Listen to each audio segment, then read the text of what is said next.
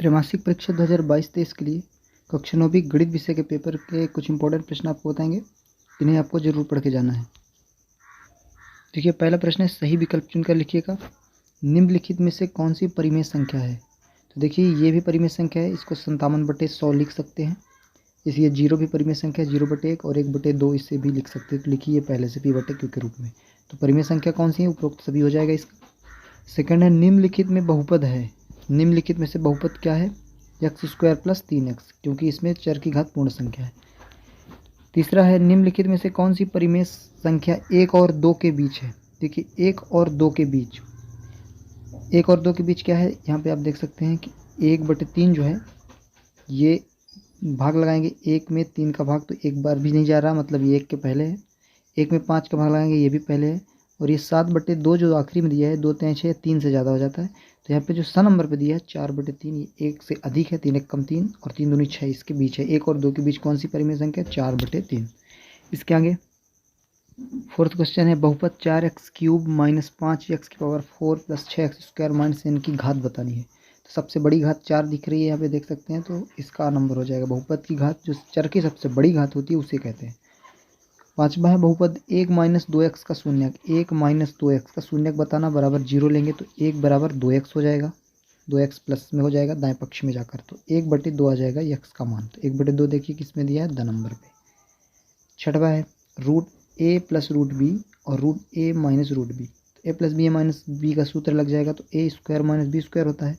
तो √a का square - √b का स्क्वायर, तो रूट हट जाएगा, a - b बचेगा। तो देखिए ब नंबर पे दिया हुआ है। इसके आगे क्वेश्चन नंबर 2, रिक्त स्थानों की पूर्ति कीजिए। पहला है, सबसे छोटी प्राकृत संख्या। तो सबसे छोटी प्राकृत संख्या 1 होती है, इसमें 1 हो जाएगा। बहुपद 0 को शून्य बहुपद कहते हैं, तो इसमें 0 हो जाएगा। तीसरा, 16 की घात में 1/2 है, तो इसका मान, 16 को 4 की घाते 2 लिखेंगे तो 2 कट जाएगा, 4 की घाते 1 बचेगा, तो इसका मान 4 आ जाएगा। √2 क्या है? एक अपरिमेय संख्या है, तो इसका अपरिमेय हो जाएगा, अपरिमेय चौथे का।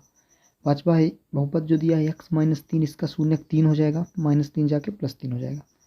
दो परिमेय संख्याओं के मध्य अनंत परिमेय संख्याएं होती हैं, तो इसका अनंत हो जाएगा छठवे का। और सातवां है, अचर बहुपद की घात जो होती है वो शून्य होती है, क्योंकि जब अचर है तो चर नहीं है, तो इसका मान शून्य हो जाएगा, चर की घात। तो बहुपद की घात वही होती है जो चर की बड़ी घात होती है। इसके आगे प्रश्न नंबर 3 में है, सही जोड़ी बनाइए।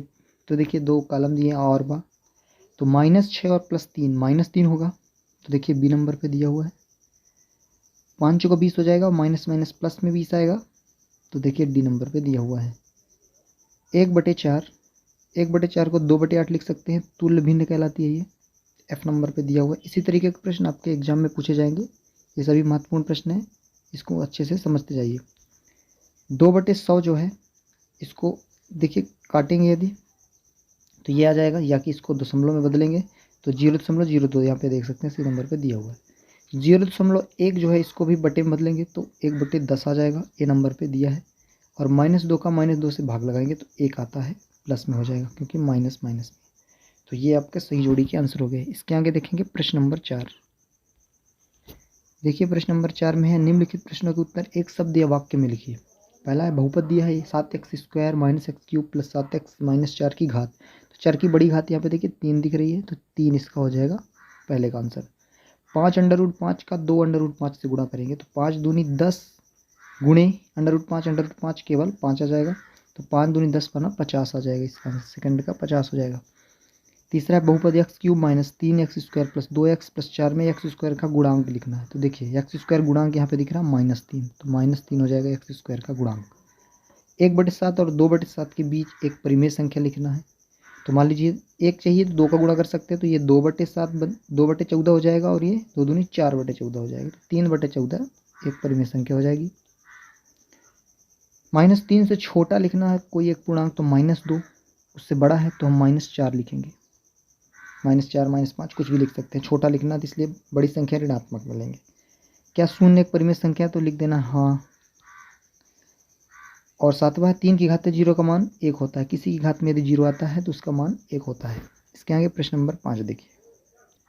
प्रश्न नंबर 5, निम्नलिखित कथनों में सत्य असत्य बताना है। 3 √5 एक परिमेय है, तो असत्य हो जाएगा, क्योंकि ये अपरिमेय है, क्योंकि √5 दिया हुआ है। बहुपद 2x + 5 में अचर पद 5 है, तो ये सत्य है, अचर पद 5 है। एक अपरिमेय संख्या का दशमलव प्रसार अनवसानी अनावर्ती होता है, तो ये भी सत्य है। प्रत्येक प्राकृत संख्या एक पूर्ण संख्या होती है, तो प्रत्येक प्राकृत पूर्ण होती है, तो ये भी सत्य है।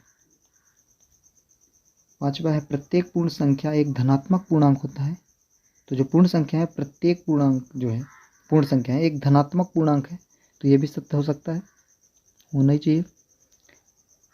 प्रत्येक परिमेय संख्या एक पूर्णांक होती है, प्रत्येक परिमेय संख्या पूर्णांक असत्य, जैसे 1/2 पूर्णांक नहीं है, तो ये असत्य हो जाएगा। तो ये कुछ इंपॉर्टेंट प्रश्न थे आपके 9th क्लास के जो मैथ का पेपर होने वाला है उसके लिए, इनको तैयार करके जाइए।